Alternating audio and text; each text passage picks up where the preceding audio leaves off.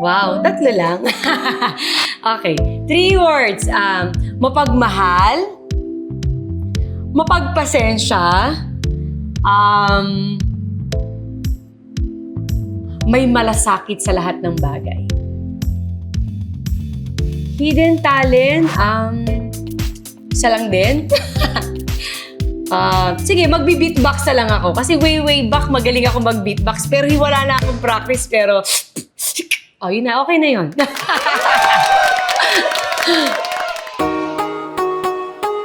Isang wish.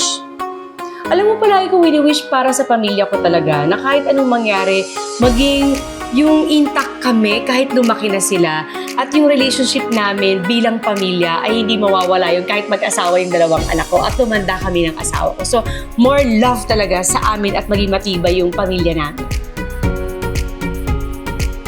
Sobrang nakakatawang moment sa buhay ko. Marami akong nakakatawang moment kasi sa tomboy, komedyante ako eh. Siguro nakakatawa? Parang hirap na. Nakakatawa siguro yung pagiging stage mom ko.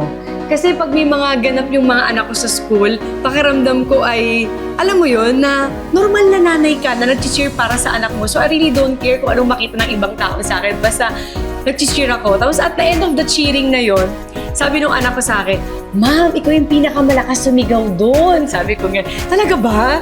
Next time, huwag masyadong malakas, mama." Sabi niya gano'n. So parang nakakatawa na, okay, malakas pala ako talaga mag-cheer. So siguro yun, pagiging stage mom. Favorite mga Filipino food at mahilig ako sa may sabaw. Gusto ko teacher talaga. Pangarap ko talaga maging teacher, bata pa ako. So sabi ko nga, kung hindi siguro ako nag-artista, siguro teacher ako ngayon. Kasi mahilig talaga ako magturo at na-apply ko yun sa mga anak ko. So gusto ko yan na may kasama mga bata. Bakit ako pipili ng 5 sikat na tao? Ang gusto ko lang makasama sa buhay ko ay pamilya ko. Si Dong, si Sixto, si Zia, ang lola ko at ang mama ko. Silang 5, kompleto na yung buhay ko.